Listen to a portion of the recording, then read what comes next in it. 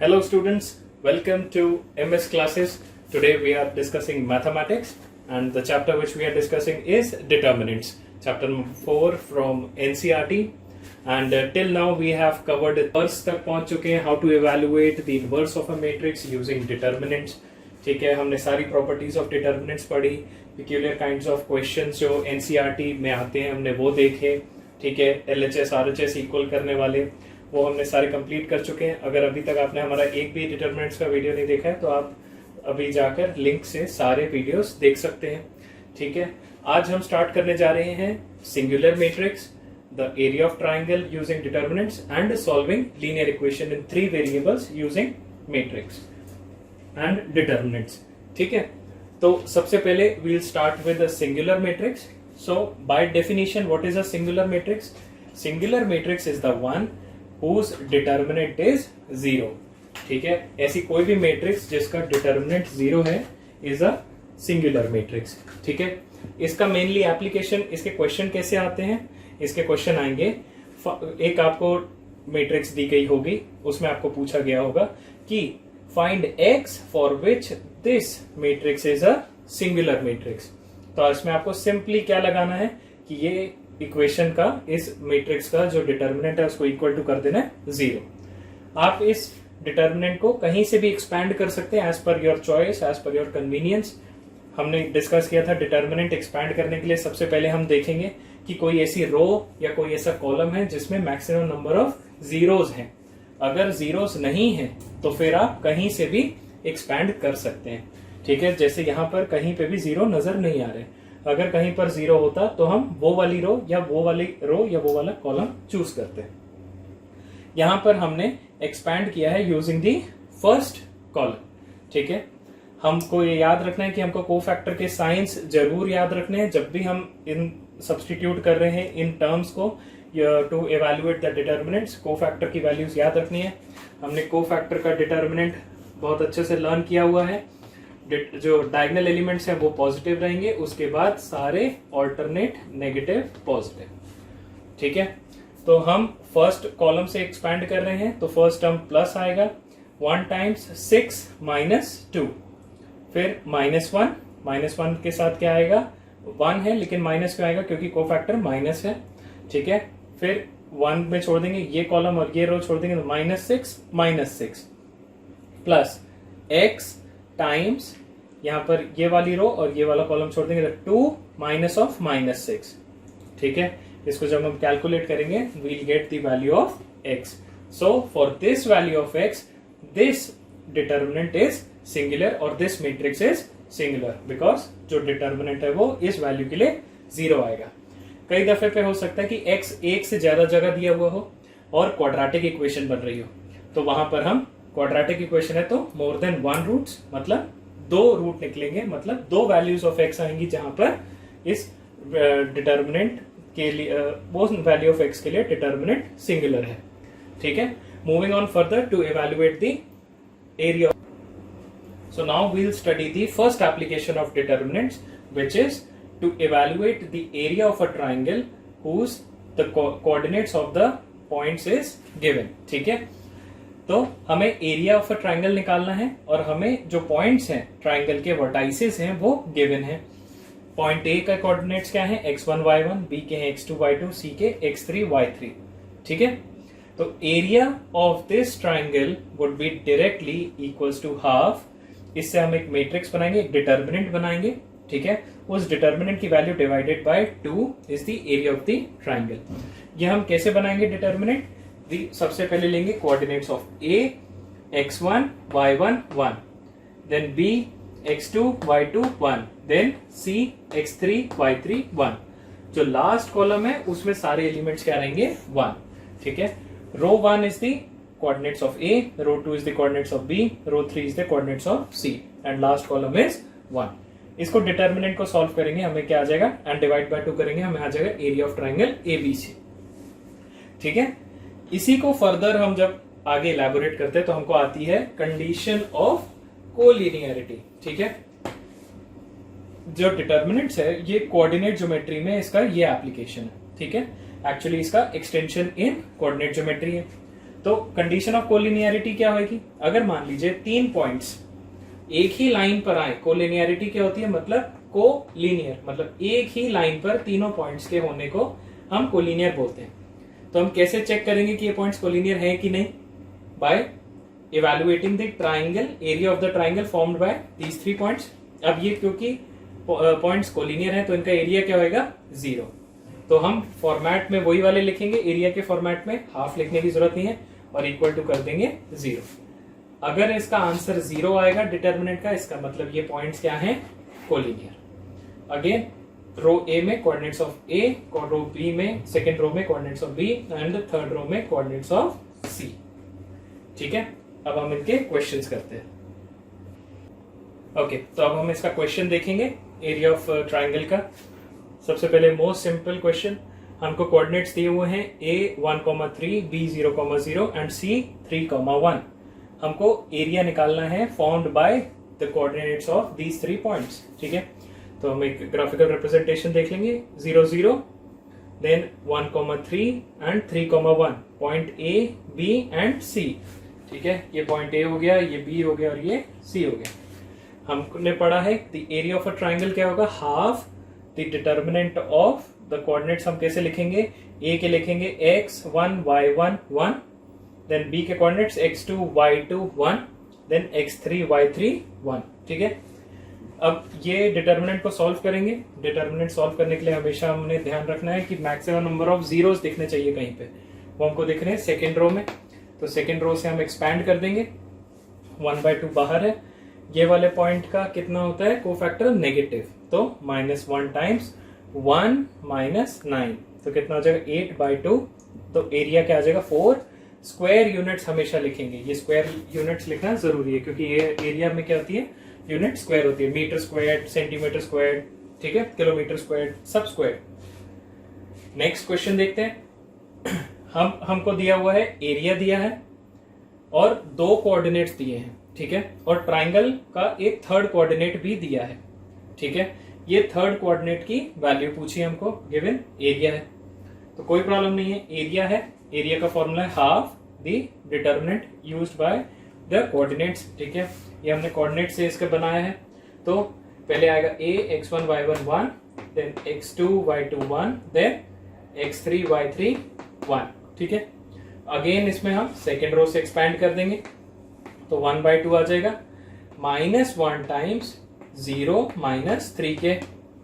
ठीक है, solving this we'll get k equals to 2। तो कोऑर्डिनेट क्या आ जाएगा d का, 2,0। ठीक है, moving on further we'll discuss the simultaneous equations. Okay, so next question is about collinearity condition.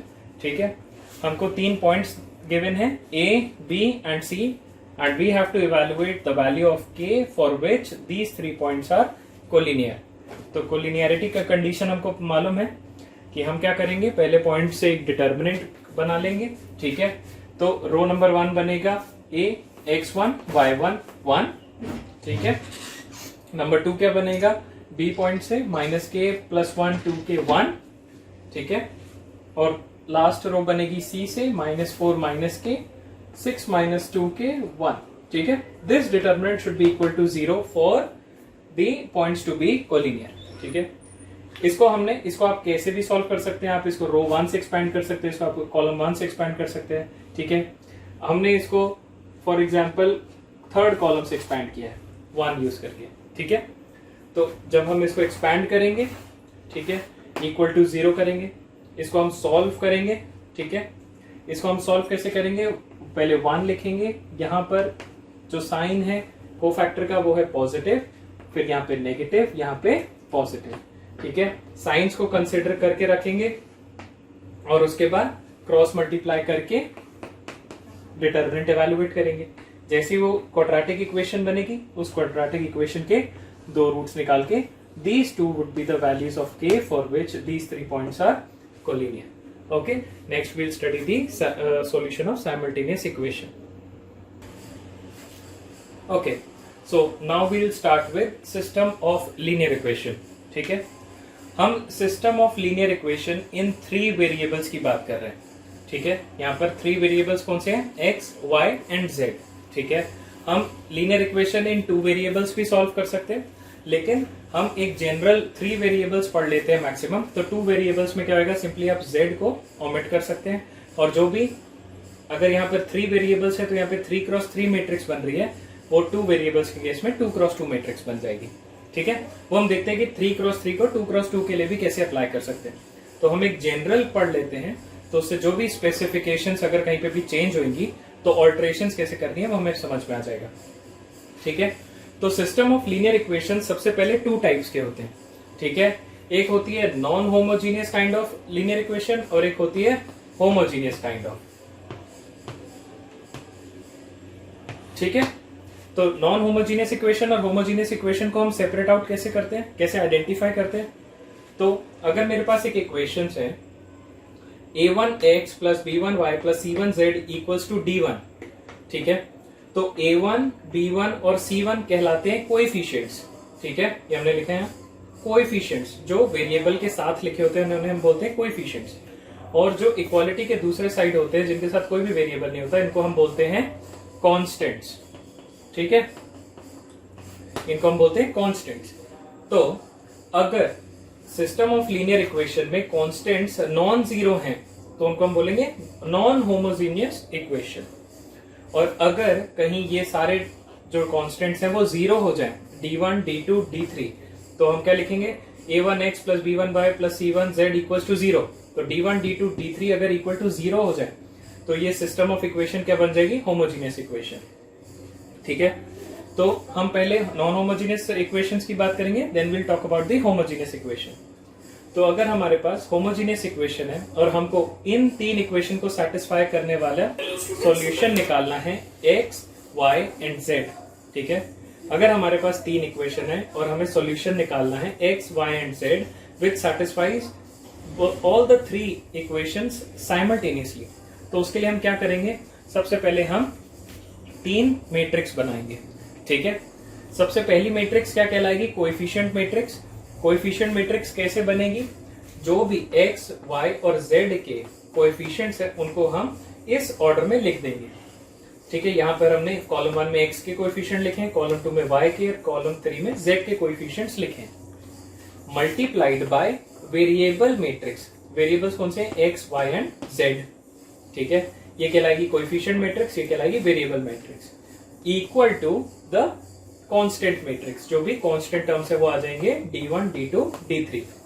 ठीक है, वैसे भी ये सही है, क्यों सही है, क्योंकि ये 3x3 की मैट्रिक्स है और ये 3x1 की मैट्रिक्स है।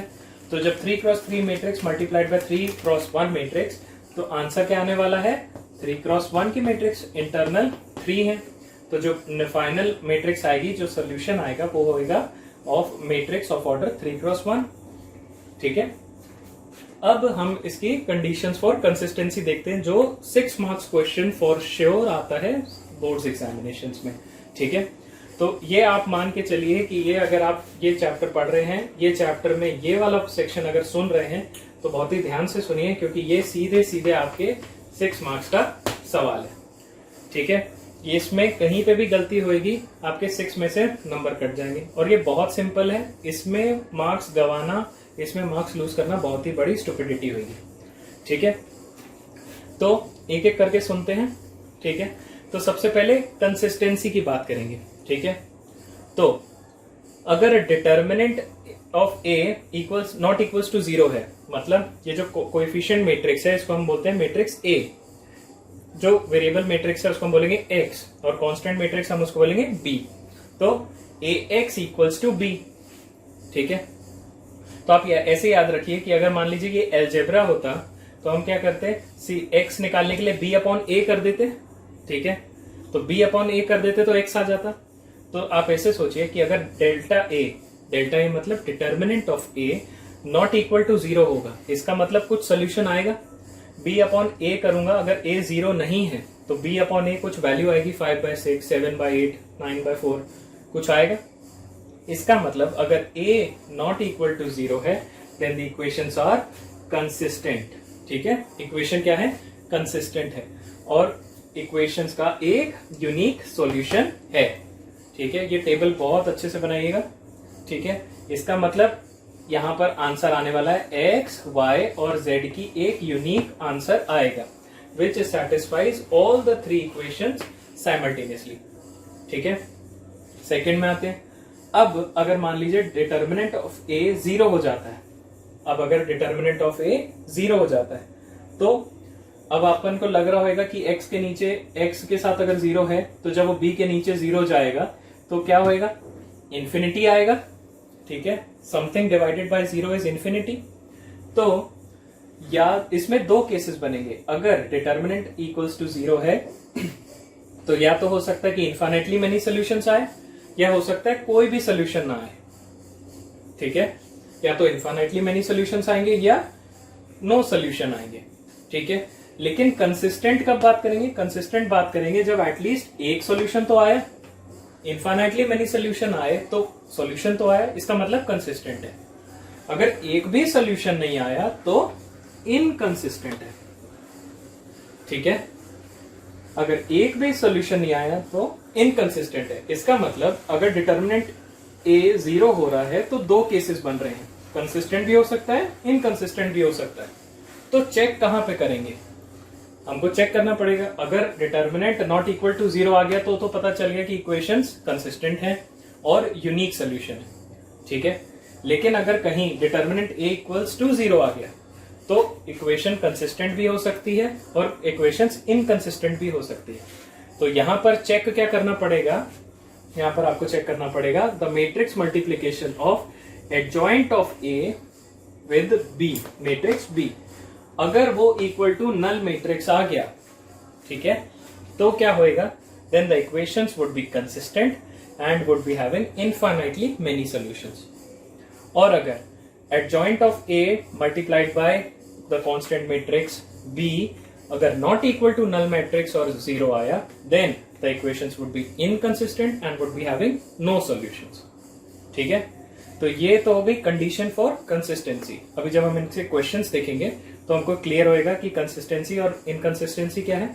अगर कंसिस्टेंट है तो उसका सॉल्यूशन, यूनिक सॉल्यूशन कैसे निकालें, और अगर इनकंसिस्टेंट है तो सॉल्यूशन आएगा ही नहीं। और अगर डिटर्मिनेंट इक्वल टू 0 हो गया तो कंसिस्टेंसी चेक करना पड़ेगा, और अगर कंसिस्टेंसी चेक अगर फेल हो गया तो नो सॉल्यूशन, लेकिन अगर कंसिस्टेंसी चेक पास हो गया तो इनफाइनाइटली मेनी सॉल्यूशंस बताएंगे। ठीक है, सो इसका एक हम क्वेश्चन देखेंगे। हम बात कर रहे थे कि ये 3x3 मैट्रिक्स के लिए वैलिड है, ये 3 वेरिएबल्स के लिए वैलिड है। अब मान लीजिए ये 3 वेरिएबल्स के बजाय 2 वेरिएबल्स ही होते, तो ये वाला पूरा कॉलम साफ हो जाता, सिर्फ क्या बचता, a1x plus b1y equals to d1, तो ये वाला पूरा कॉलम साफ हो जाता। तो यहां पर c1, c2, c3 तो आते ही नहीं, और a3, b3 भी नहीं आते क्योंकि थर्ड इक्वेशन आती नहीं। तो 2 इक्वेशन 2 वेरिएबल, 3 इक्वेशन 3 वेरिएबल। तो अगर ये 2x, अगर मान लीजिए 2 वेरिएबल होएगा तो यहां पर क्या बनेगी, 2x2 की मैट्रिक्स। ठीक है, उस केस में क्या बनेगी, सिर्फ 2x2 की matrix, a1, a2, b1, b2, और ये पूरी चीज खत्म हो जाएगी। और वेरिएबल भी कितने बचेंगे, x और y, और कॉन्स्टेंट्स भी कितने आएंगे, d1 और d2। तो ये सिर्फ कितनी मैट्रिक्स बन जाएगी, a1, a2, b1, b2 times x and y equals to constant matrix d1, d2। तो अब की बार ये भी क्या है, 2x2 है, ये 2x1 है, तो 2x2 की मैट्रिक्स जब 2x1 के साथ मल्टीप्लाई होगी तो आंसर क्या आएगा, 2x1। बाकी सारी चीजें कंडीशन फॉर कंसिस्टेंसी सेम रहेंगी। ठीक है, जो ये वेरिएशन 3x3, अगर 3 वेरिएबल 3 इक्वेशन है, ठीक है, और अगर 2 वेरिएबल 2 इक्वेशन है तो उसके लिए बस इतनी सी वेरिएशन आएगी, rest everything would be same. Okay, so this is the first question. इसमें हम देखेंगे for evaluating the unique solution, unique solution, and अगर यूनिक सॉल्यूशन है इसका मतलब इक्वेशंस तो कंसिस्टेंट है, ठीक है, और डिटर्मिनेंट नॉट इक्वल्स टू 0 है। ठीक है, हम क्वेश्चन देखते हैं, उससे हम ये डिड्यूस करेंगे। ठीक है, सबसे पहले काम क्या होएगा, जैसे ही हमारे पास इक्वेशन होगी इसको हम जनरल फॉर्मेट में लिखेंगे, ax equals to b format में। ठीक है, तो कोएफिशिएंट इक्वेशन, कोएफिशिएंट मैट्रिक्स, और ये वेरिएबल मैट्रिक्स, और ये कांस्टेंट मैट्रिक्स, इस फॉर्मेट में लिख लेंगे सबसे पहले। उसके बाद जो सेकंड स्टेप रहेगा, ये हो गया हमारा फर्स्ट स्टेप, ठीक है। उसके बाद जो सेकंड स्टेप रहेगा वो रहेगा हमारा डिटर्मिनेंट ऑफ ए निकालना। हम सबसे पहले डिटर्मिनेंट ऑफ ए निकालेंगे। डिटर्मिनेंट ऑफ ए निकालने से हमको पता चलेगा कि whether there is a unique solution, ठीक है, और whether there are infinitely many solution और नो सोल्यूशन, ठीक है। वो कैसे? अगर delta A not equals to zero है, अगर delta A not equals to zero है, this means the equations are consistent and have only a unique solution. अगर delta A equal to zero आता तो इक्वेशन कुड बी कंसिस्टेंट और inconsistent, ठीक है। उसको हम दूसरे क्वेश्चन में देखेंगे। यहां पर delta A not equals to zero आया तो ये equations are consistent and they are having a unique solution, ठीक है। अब ये यूनिक सॉल्यूशन हमको कैलकुलेट करना है, तो वो कैसे करेंगे? हमको पता है कि A X equals to B है, तो x इक्वल्स टू क्या हो जाएगा? a inverse b। ax equals to b है तो x क्या हो जाएगा? a inverse b। अब यहां पे जो इनवर्स है, a इनवर्स पीछे नहीं लिखना है, ये अगर आप में से कोई ऐसा लिख देगा b टाइम्स a इनवर्स, तो ये कंप्लीटली गलत हो जाएगा, ठीक है। हमें a जो है a इनवर्स प्री मल्टीप्लाई किया है दोनों साइड पे, यहां पे भी a इनवर्स तो यहां पे भी a इनवर्स, तो ये आइडेंटिटी मैट्रिक्स होके खत्म हो गया और ये यहाँ पे ए इनवर्स बी आ गया, ठीक है। तो variable matrix is equals to A inverse times B. Now अब ये ए इनवर्स निकालना पड़ेगा हमको वेरिएबल मैट्रिक्स निकालने के लिए। ए इनवर्स हमने पढ़ा हुआ है, A inverse is equals to adjoint of A divided by determinant of A. Adjoint क्या होता है? एडजॉइंट होता है ट्रांसपोज ऑफ द कोफैक्टर, ठीक है, transpose of the cofactor of matrix A. अब ट्रांसपोज ऑफ द कोफैक्टर, ये इनवर्स निकालना हमने लास्ट क्लास में सीखा था, ठीक है। ये आप सबसे पहले ये निकालेंगे, अभी वीडियो को यहीं पे पॉज करेंगे और ये ए इनवर्स निकालेंगे, ठीक है। जब ये निकल आएगा तब आप आगे फर्दर देखेंगे, ठीक है। तो अभी आप पॉज कर लीजिए वीडियो। अब यहां से, अब मैं मान रहा हूं कि आपने खुद से इवेलुएट किया है, सारी वैल्यूज आपने सही निकाली है, तो जब ए इनवर्स निकल आएगा तो हम ए इनवर्स की वैल्यू यहां पर सब्स्टिट्यूट करेंगे इस इक्वेशन में 1/67 टाइम्स 1/67 क्यों? क्योंकि डिटर्मिनेंट ऑफ ए है, ठीक है, ये लिखेंगे। अब ये दोनों मैट्रिक्स को हमको क्या करना है? मल्टीप्लाई। ये वाली मैट्रिक्स मल्टीप्लिकेबल है, यस, 3x3 है और ये 3x1 है, ठीक है, मल्टीप्लिकेबल है। इसका आंसर जो आएगा वो आएगा 3x1 का, ठीक है। और यहां पर क्या है? ये एक्स मैट्रिक्स कौन सी होती है? Variable matrix XYZ। अब इनको हम सॉल्व करेंगे तो आंसर आया 24 + 34 + 143 = 201। ऐसे हमने सॉल्व किया, ये आया 1/67 टाइम्स, तो ये मैट्रिक्स 201 - 134 एंड 67, ठीक है। 67 अंदर भेजेंगे मैट्रिक्स के तो हर एलिमेंट से डिवाइड हो जाएगा, तो आंसर आएगा 3 - 2 1। अब हमने इक्वालिटी ऑफ मैट्रिक्स में पढ़ा है, अगर मैट्रिक्स इक्वल होते हैं तो हम उनके करस्पॉन्डिंग टर्म्स को इक्वेट कर सकते हैं। तो इससे सोल्यूशन क्या निकला? x = 3, y = -2, z = 1। This is a unique solution of this system of equations, ठीक है। ये यूनिक सोल्यूशन है एंड इक्वेशंस आर कंसिस्टेंट, ठीक है। नेक्स्ट हम दूसरा एग्जांपल देखते हैं जहां पर इक्वेशंस का इनफाइनाइटली मेनी सॉल्यूशंस होएगा। So now we will discuss the other 2 cases, ठीक है। अब क्या है? अब डिटर्मिनेंट इक्वल टू 0 है, ठीक है। तो अगर डिटर्मिनेंट इक्वल टू 0 होगा, इसका एक और मतलब क्या होता है? Matrix is singular. अभी हमने पढ़ी सिंगुलैरिटी की प्रॉपर्टी, ठीक है। अगर डिटर्मिनेंट 0 है और matrix is singular, then 2 cases बनेंगे। The multiplication of adjoint of A with constant matrix B equal to null matrix और 0, और adjoint of A multiplication constant matrix B is not equal to 0, ठीक है। अगर equal to 0 होएगा then equation would be consistent and would be having infinite number of solutions, ठीक है। और अगर not equal to 0 then equations would be inconsistent and would be having no solution at all, ठीक है। तो अगर determinant A not equal to 0 है then equations are consistent and have a unique solution। अगर इक्वल टू 0 है then 2 cases, adjoint of A times constant equals to 0, then consistent and infinite solution. अगर adjoint of A times B not equal to 0 then inconsistent and no solution. ठीक है, इसका एक अपन question देखते हैं। सबसे पहले एक सिस्टम ऑफ लीनियर इक्वेशन दिया हुआ है, उससे हमने डिड्यूस कर लिया A X equals to B format में। ठीक है, अब सबसे पहला स्टेप हमारा क्या होता है, डिटर्मिनेंट ए निकालना। हमने इसमें से डिटर्मिनेंट ए निकाला और वो इक्वल टू 0 आया। ठीक है, ये आप वीडियो पॉज करके यहाँ पर वीडियो पॉज करेंगे और इसका डिटर्मिनेंट निकालेंगे और वेरीफाई करेंगे कि ये 0 आया कि नहीं। डिटर्मिनेंट ए 0 आएगा। ठीक है, डिटर्मिनेंट ए 0 आने का मतलब है कि इक्वेशन कंसिस्टेंट भी हो सकती है, इनकंसिस्टेंट भी हो सकती है। चेक कहां पे करना है हमको, एडजॉइंट ए टाइम्स बी करके। तो हम एडजॉइंट ए निकालेंगे। ठीक है, अब फिर से टाइम आ गया कि आप अपना वीडियो पॉज करें। एडजॉइंट ए मतलब ट्रांसपोज ऑफ द कोफैक्टर निकालें।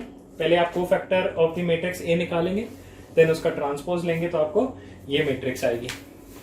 ठीक है, इसको अपन मल्टीप्लाई करेंगे with constant matrix B. Constant matrix B क्या है, 5 7 9। जब इसको हमने मल्टीप्लाई किया तो हमको क्या आ गई, एक नल मैट्रिक्स। इसको हम बोलेंगे ओ, ये नल मैट्रिक्स है। ठीक है, अगर adjoint A times B equals to 0 है, इसका मतलब equation is consistent and is having infinite number of solutions. ठीक है, so equations are consistent and have infinite number of solutions. अब ये इनफाइनाइट नंबर ऑफ सॉल्यूशन कैसे निकालेंगे वो मैं आपको बताता हूं। क्यों हम नहीं डायरेक्टली निकाल पा रहे, because x equals to B है और x equals to B upon A हो गया। अब अगर a इक्वल्स टू 0 है तो ये तो इनडिटर्मिनेट फॉर्मेट है। ठीक है, ये इनडिटर्मिनेट फॉर्मेट को हमको क्या करना पड़ेगा, दूसरा मेथड लगा के सॉल्व करना पड़ेगा। ठीक है, तो उसमें एक छोटी सी ट्रिक लगेगी, वो मैं आपको अभी बताता हूं, जिससे इक्वेशन हम इनफाइनाइट नंबर ऑफ सॉल्यूशन निकाल पाते हैं। Adjoint of a times b was equals to 0, therefore equations are consistent and have infinitely many solutions। अगर मान लीजिए adjoint of a times b not equal to 0 आता तो क्वेश्चन वहीं खत्म हो जाता, क्योंकि adjoint of a times b not equal to 0 then equations would be inconsistent and would be having no solution। ठीक है, तो क्वेश्चन वहीं का वहीं खत्म होके हम ये आंसर रिपोर्ट कर सकते थे। बट क्योंकि adjoint of a times b equals to 0 है, therefore the equations are consistent and have infinitely many solutions। तो वो infinitely many solutions आपको निकाल के बताने पड़ेंगे। उसके लिए आप क्या करेंगे, आप तीनों इक्वेशन में z equals to k put करेंगे। ठीक है, फिर टॉप की 2 इक्वेशंस लेके उसमें z की जगह पे k पुट करके k सब्सटीट्यूट कर देंगे। ठीक है, और 5 - 3 को एज अ कांस्टेंट कंसिडर करके, ठीक है, इक्वालिटी के दूसरे साइड ले जाएंगे। ठीक है, इक्वल साइन के दूसरे साइड ले जाके उसको एज अ कांस्टेंट कंसिडर करने लगेंगे। ठीक है, फिर ये again 2 equations in 2 variable format बन गया। इसमें हम coefficient matrix times variable matrix equals to constant matrix बना लेंगे। अब इसको रेगुलर जैसे मैट्रिक्स इक्वेशन सॉल्व करते वैसे ही करेंगे। ठीक है, पहले मॉड ए निकाल लेंगे। मॉड ए आया 7, mod A not equal to 0 मतलब equation have a unique solution, equation is consistent. तो इसका इनवर्स निकाल लेंगे। जैसे ही हमने 2x2 मैट्रिक्स का इनवर्स निकाला, अपन को आता है इनवर्स निकालना। ठीक है, आप इनवर्स निकाल के adjoint of A upon determinant of A करके आपने इनवर्स निकाला। देन अब हम यहाँ सब्स्टिट्यूट करेंगे x equals to a inverse b, तो x equals to 1/7 a inverse 2 1 - 3 2 times constant matrix. ठीक है, 5 - 3 के अपॉन और नीचे 7 प्लस के। अब इसको हमने मल्टीप्लाई किया, ये 2x2 मैट्रिक्स है, ये 2x1 मैट्रिक्स है, मल्टीप्लाई हो सकती है। इसका आंसर क्या है, 1/7 मैट्रिक्स के अंदर फर्स्ट एलिमेंट 17 - 5k 11k -1। तो क्या आ गया, और x क्या है, variable matrix x and y, क्योंकि ये दोनों इक्वल है, इक्वालिटी ऑफ मैट्रिसेस से elements corresponding elements are equal. तो x क्या आ गया, 17 - 5k by 7, y क्या आ गया 11k - 1/7। ठीक है, स्केलर अंदर जाएगा, हर एलिमेंट से मल्टीप्लाई होगा। ठीक है, इस केस में डिवाइड होगा। तो और z क्या लिया हुआ था हमने k, तो ये क्या आए, ये सॉल्यूशन आए हमें for k equals to any real number. अब k को हम एनी रियल नंबर पुट करेंगे तो हमको x और y की वैल्यू आ जाएगी। रियल नंबर कौन से होते हैं, -∞ से लेके +∞ तक आने वाले हर इंटीजर, फ्रैक्शन, ठीक है, सब नंबर, बट छोड़कर कौन से, non real number. Non real number कौन से होते हैं, अगर मैं रियल नंबर लिख रहा हूं तो इसको मैं ऐसे भी लिख सकता हूं k belongs to minus infinity to infinity. Non real number कौन से होते हैं? जिसमें आयोटा आता है। आयोटा क्या होता है? Square root of negative unity.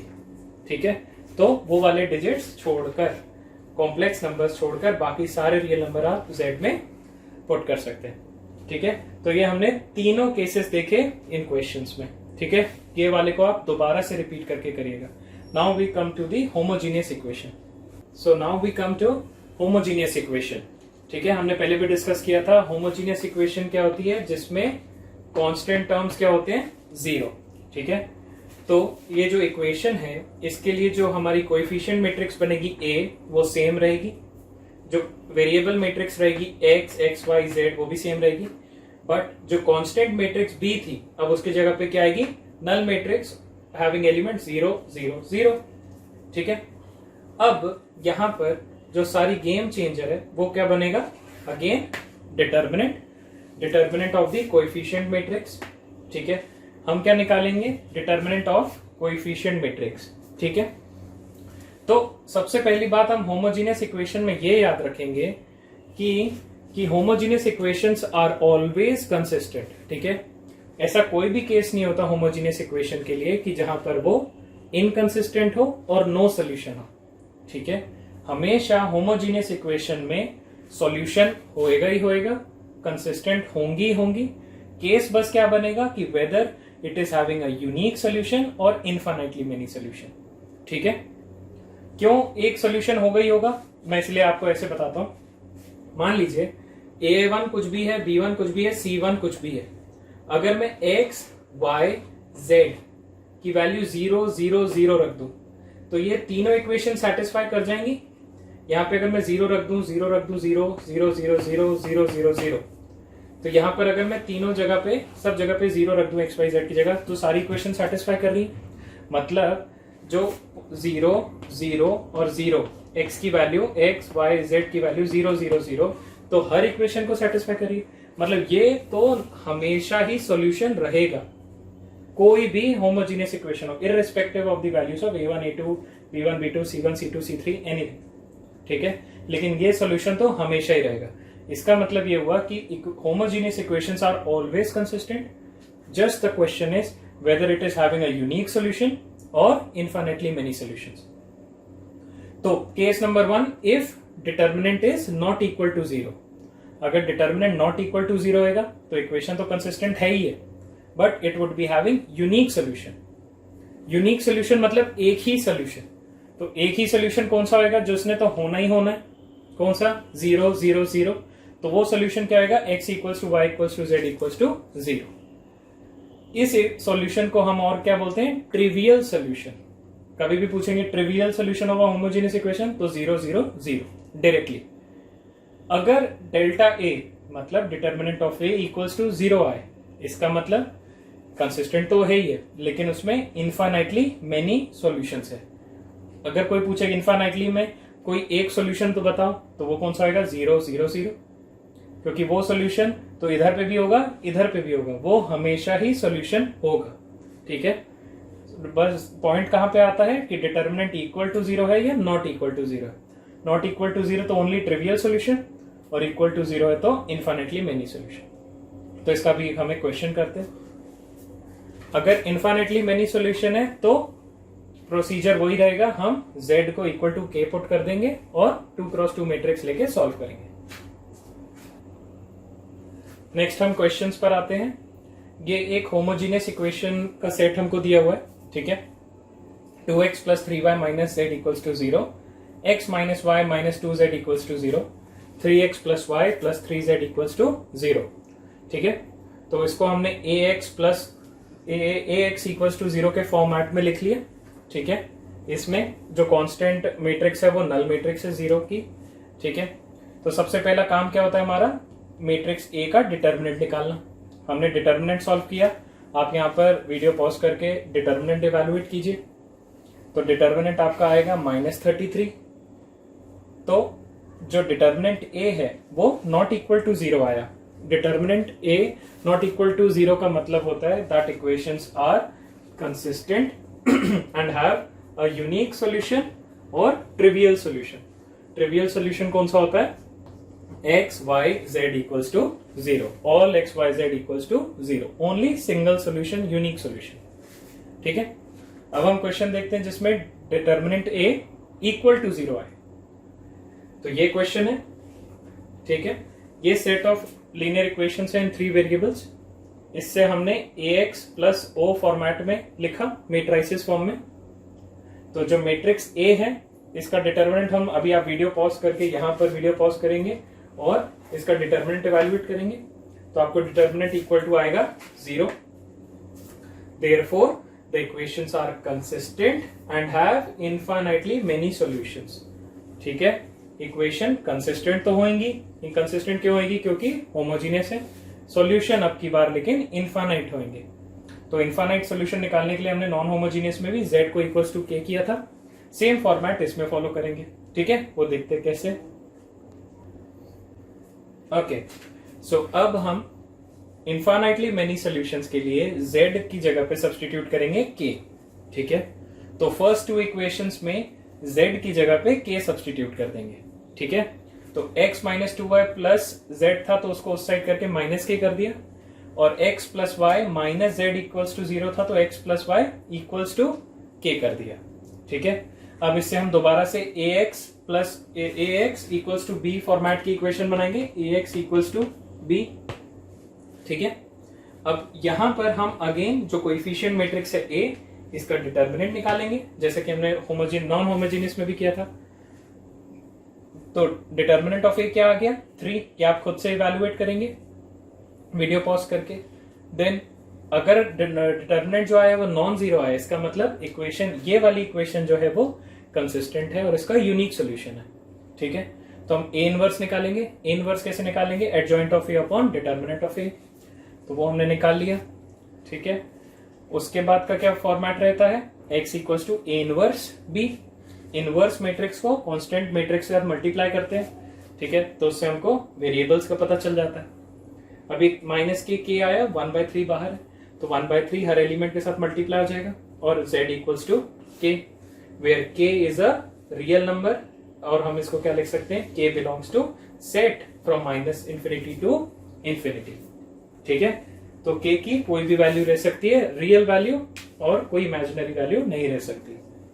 So this ends our chapter determinants. Okay, and इससे रिलेटेड आपको और भी प्रॉब्लम्स अगर प्रैक्टिस करनी है तो आप R D Sharma book refer कर सकते हैं। एनसीईआरटी के तो सारे क्वेश्चंस आपको करने ही करने हैं। ठीक है, अगर आप चाहते हैं कि इसमें हम और भी आपको मटेरियल दें, प्रॉब्लम सॉल्व करके बताएं, तो आप हमें मेल कर सकते हैं, आप हमारे व्हाट्सएप नंबर पे हमें व्हाट्सएप सेंड कर सकते हैं, और आप हमें कमेंट सेक्शन में भी बता सकते हैं। तो हम जैसा रिस्पॉन्स रहेगा उस हिसाब से और क्वेश्चंस, प्रॉब्लम्स बनाकर वीडियो पोस्ट करते रहेंगे। ठीक है, आपको कोई भी इन क्वेश्चंस को सॉल्व करते समय डाउट आए तो आप हमारे मेल कर सकते हैं हमें msclasses39@gmail.com, या आप हमें व्हाट्सएप भी कर सकते हैं। मैं चाहूंगा कि आप जल्द से जल्द हमारे ऑनलाइन एजुकेशन प्रोग्राम को ज्वाइन करें। ठीक है, काफी एनरोलमेंट हो चुकी है, हमारा सिलेबस काफी आगे जा रहा है, और आप जल्द से जल्द एनरोल कीजिए और वीडियो लेक्चर्स अपने मेल पर पाइए, और घर बैठ के सेफली अपने पढ़ाई कीजिए। ठीक है, और अच्छे मार्क्स स्कोर करने की कामना करते हैं आपके। और okay then, so see you next with the new chapter, and God bless you all. Good bye.